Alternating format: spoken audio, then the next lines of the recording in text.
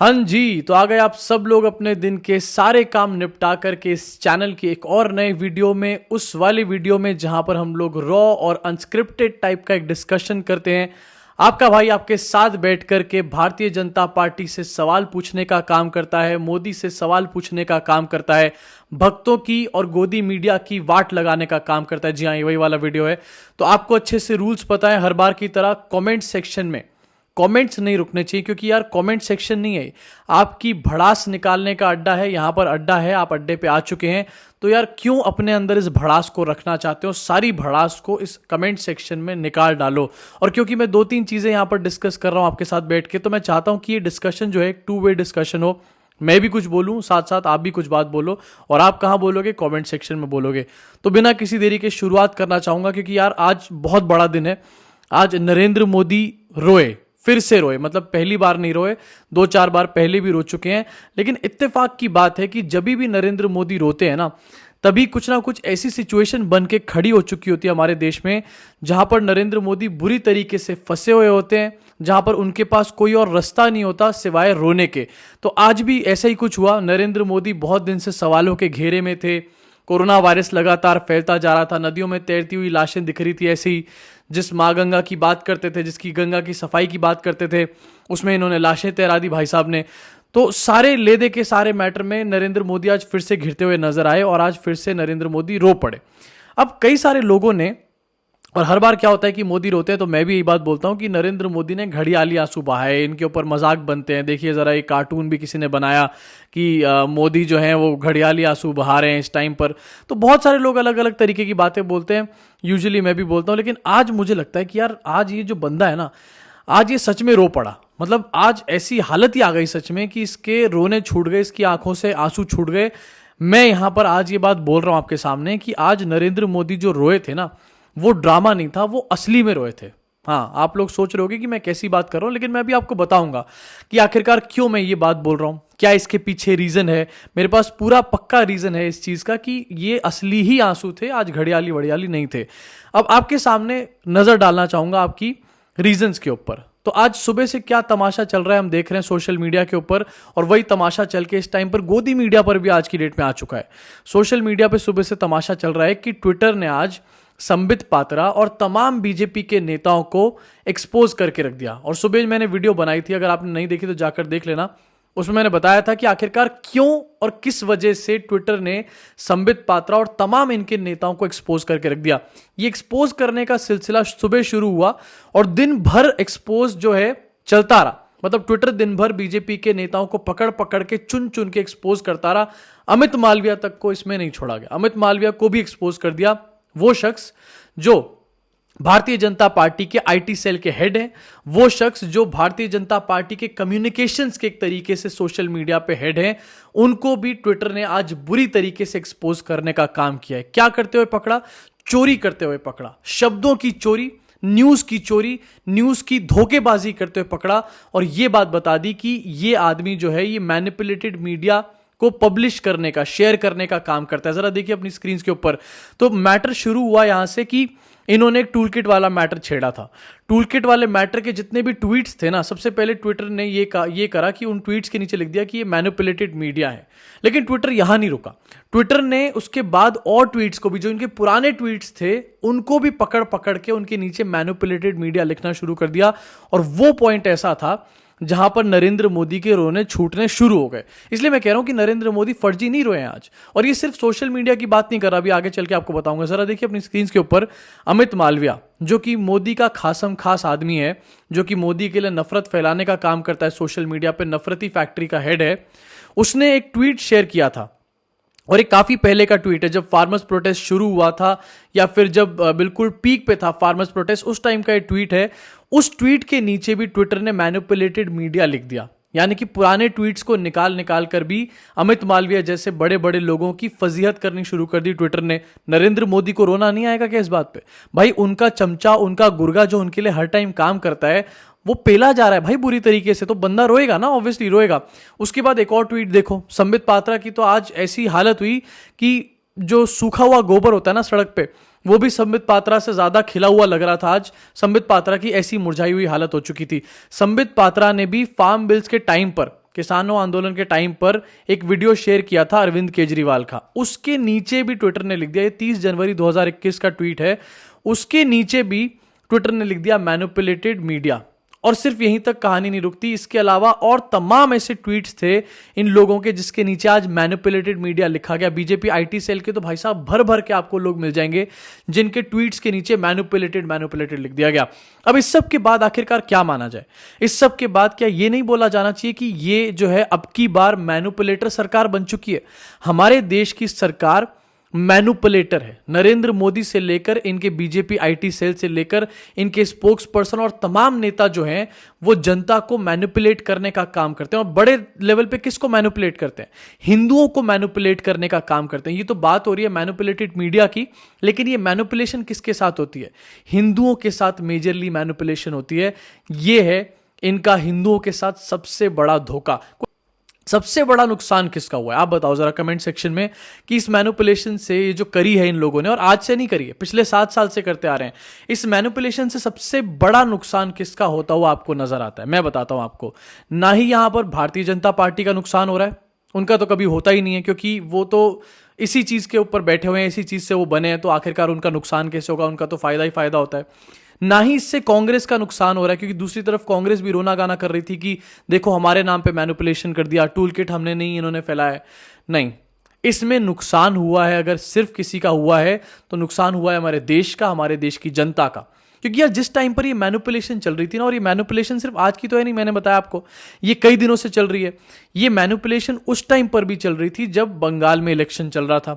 ये मैनिपुलेशन उस टाइम पर भी चल रही थी जब बंगाल इलेक्शन के टाइम पर सेकेंड वेव शुरू हो चुकी थी और लोग धड़ाधड़ ताबड़तोड़ तरीके से मारे जा रहे थे, लोगों को ऑक्सीजन नहीं मिल रही थी। उस टाइम पर भी मैनिपुलेशन करी जा रही थी, क्योंकि जो ट्वीट्स मैंने आपको दिखाए ना, ये सिर्फ आज के ट्वीट्स नहीं है, 6-8 महीने पहले के ट्वीट्स हैं। सोचिए सर आप, एक सरकार उस टाइम पर मैनिपुलेशन करती है लोगों को। मैनिपुलेशन करना क्या होता है आपको बता देता हूं देसी सी भाषा में। मैनिपुलेशन करना होता है मतलब आपको बेवकूफ बनाना, अगर मोटी मोटी भाषा में बात करी जाए, यानी कि आपके दिमाग के साथ खेलना और दिमाग के साथ खिलवाड़ करके आपको ऐसी ऐसी बातें समझाना कि आप इनकी बातों में अपने आप ही आ जाएं, उसको मैनिपुलेशन कहते हैं। यह सरकार नरेंद्र मोदी के तमाम गुर्गे, जिस टाइम पर देश की जनता कोरोना से बेमौत मारी जा रही थी, जिस टाइम पर ऑक्सीजन ना मिलने की वजह से मारी जा रही थी, हॉस्पिटल ना मिलने की वजह से मारी जा रही थी, उस टाइम पर भी ये सरकार मैनिपुलेशन कर रही थी और वही मैनिपुलेशन आज भी करा जा रहा है। नरेंद्र मोदी एक इवेंट पे गए, रोए कहां वो आज? वो एक इवेंट उन्होंने क्रिएट करा, इवेंट मैनेजर तो हैं ही, तो उन्होंने आज एक इवेंट ऑर्गेनाइज करा। उनको लगा यार बहुत दिन हो गए, मन की बात में तो अभी 30 तारीख को करनी है मन की बात, उसमें काफी टाइम है, छीछा लेदर ऑलरेडी काफी ज्यादा हो ही चुकी है, तो बीच में जरा अपना थोपड़ा दिखा के थोड़ा सा अपने आप को बचाने की कोशिश करता हूं। और उन्होंने सोचा कि यार इसके लिए मैं एक काम करता हूं, बनारस में जो लोग डॉक्टर हैं उनसे बातचीत करता हूं। तो बनारस के डॉक्टर से बातचीत करते हुए, वहां पर भाषण देते हुए, उपदेश देते हुए, उनका टाइम वेस्ट करते हुए नरेंद्र मोदी ने रोने का काम किया। लेकिन रोने के पीछे जो असली रीजन था वो मैंने आपको बता दिया। अब मैं आपको बताता हूं कि इस चीज को कैसे खुद भारतीय जनता पार्टी ने प्रूव करके रख दिया। अभी बात करूंगा बनारस के उस पूरे लेक्चर के बारे में, लेकिन पहले बताता हूं कि आखिरकार कैसे भारतीय जनता पार्टी ने इस चीज को खुद स्वयं प्रूव करके रख दिया कि हम लोग तिलमिलाए हुए हैं, हम लोग आज पूरी तरीके से घिर गए हैं और हमने ही चोरी करी है, चोरी करते हुए हम लोग पकड़े गए हैं। नरेंद्र मोदी की सरकार ने आज ये बात स्वीकार ली कि वो चोरी कर रहे थे, वो मैनिपुलेशन कर रहे थे, और मैनिपुलेशन करते हुए नरेंद्र मोदी की सरकार, उनकी सरकार के लोग, उनकी पार्टी के लोग पकड़े गए। ये बात तब साबित हो गई जब नरेंद्र मोदी की सरकार की तरफ से ये चीज सामने आई। सोर्सेस से पता चला, government asked Twitter to drop manipulated media tag for tweets on alleged Congress toolkit. Sources से ये बात पता चली। लेकिन कहानी सिर्फ यहीं तक सीमित नहीं थी। जैसे मैंने आपको बताया, सिर्फ उन ट्वीट्स को मैनिपुलेटेड टैग नहीं करा गया जो कि टूलकिट वाले थे, उनसे पहले वाले जो फार्मर्स प्रोटेस्ट के टाइम के भी ट्वीट्स थे उनको भी मैनिपुलेटेड टैग कर दिया गया। और ये बात जो सरकार की निकल करके आई ना, कि सरकार इस चीज से नाखुश है और सरकार ने ट्विटर को कहा कि इन चार्जेस, इन चीजों को ड्रॉप कर दिया जाए, इस टैग को ड्रॉप कर दिया जाए, ये अपने आप में इस बात के ऊपर एक मोहर लगा देती है, सरकार के अपने ही मुंह से सच को निकालने का काम कर देती है कि हां हमने चोरी करी थी और हम लोग चोरी करते हुए पकड़े गए और ट्विटर ने हमारे को एक्सपोज कर दिया, पूरी तरीके से नंगा करके सबके सामने रख दिया। ये पूरा का पूरा मैटर आज हमारे को देखने को मिला। अब मैं बताता हूं आपको कि नरेंद्र मोदी आखिरकार कहां गए थे, वो क्यों रोए और क्या बातें आखिरकार वो कर रहे थे। बंदा अपना सर पीट ले। जो डॉक्टर्स दिन रात काम कर रहे हैं, मेहनत कर रहे हैं, वैसे मोदी जी तो मेहनत करते नहीं है, अपनी पार्टी की मेहनत कर रहे हैं, साथ में मेहनत कर रहे हैं अंबानी अडानी के लिए, वो भी खबर आपको भी आगे चल के बताता हूं कि कैसे मेहनत कर रहे हैं, उसको क्या रिजल्ट्स आ रहे हैं। लेकिन जो डॉक्टर्स देश की जनता की जान बचाने के लिए मेहनत कर रहे हैं, कोशिश कर रहे हैं, नरेंद्र मोदी पहुंच गए उनका टाइम वेस्ट करने के लिए। मतलब मैं तो काम करूंगा नहीं, साथ में तुमको भी नहीं करने दूंगा, अगर तुमने करने की कोशिश करी तो वहां पर पहुंच जाऊंगा तुम्हारा टाइम बर्बाद करने के लिए। नरेंद्र मोदी टाइम बर्बाद करने पहुंचे और उनकी एक बात जो मतलब सबसे ज्यादा मुझे खली या फिर मुझे जिस बात से सबसे ज्यादा परेशानी हुई वो ये थी, उन्होंने बोला अपने इस पूरे के पूरे भाषण में, भाषण नहीं बकवास में, उन्होंने बोला कि जहां बीमार वहीं उपचार। इस सिद्धांत पर माइक्रो कंटेनमेंट जोन बनाकर जिस तरीके से आप शहर और गांव में घर घर दवाएं बांट रहे हैं, ये बहुत ही अच्छी पहल है। इस अभियान को ग्रामीण इलाकों में जितना हो सके उतना व्यापक करना है। पीएम नरेंद्र मोदी क्या कर रहे हैं वहां के डॉक्टर्स, क्या उनके काम है, क्या उनकी एफर्ट्स हैं, वो सब वो लोग गिना सकते हैं, वो भी बता सकते हैं। आपको इसमें बताने की यहां पर क्या जरूरत थी। और जहां बीमार वहां उपचार, जहां बीमार वहां उपचार की आज आप बात कर रहे हैं, हर नदी में लाशें तैरती हुई नजर आ रही हैं। और बीमार और उपचार की बात तो आप छोड़ दीजिए, क्योंकि आपके जो अपने मुख्यमंत्री हैं सूबे के, वो आंकड़ों को मानने के लिए तैयार नहीं है।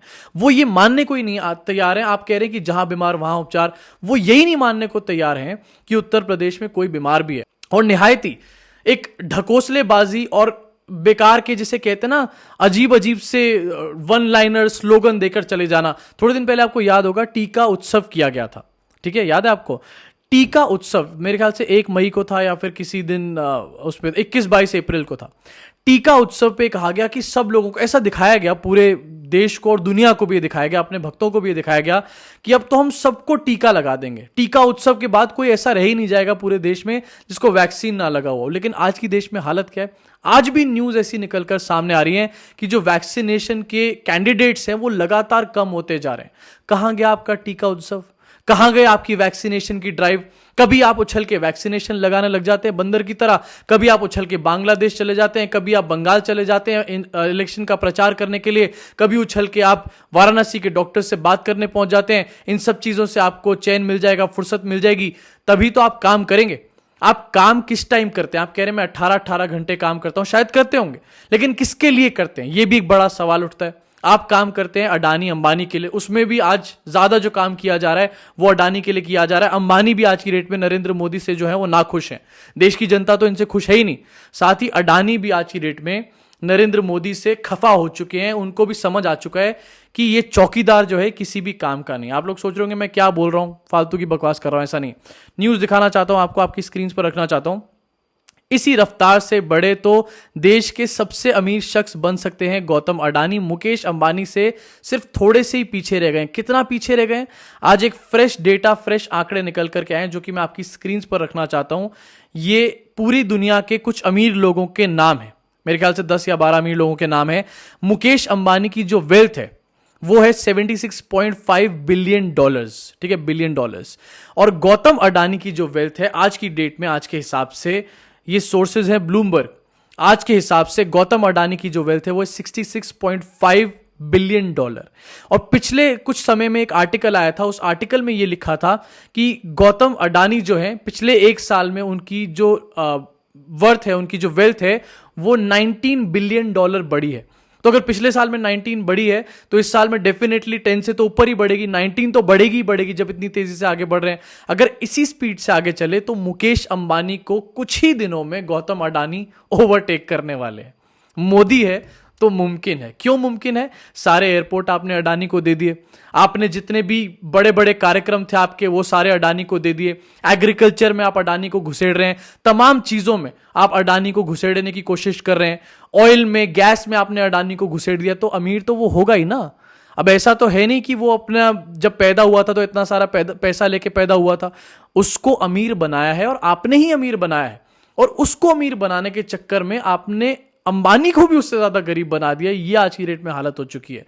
आज की डेट में अंबानी तक को भी समझ आ चुका होगा कि चौकीदार चोर है। अभी के लिए इस वीडियो में इतना ही, इस रॉ और अनस्क्रिप्टेड बातचीत में इतना ही। मुलाकात होगी आप सब लोगों से कल की अगली वीडियो में।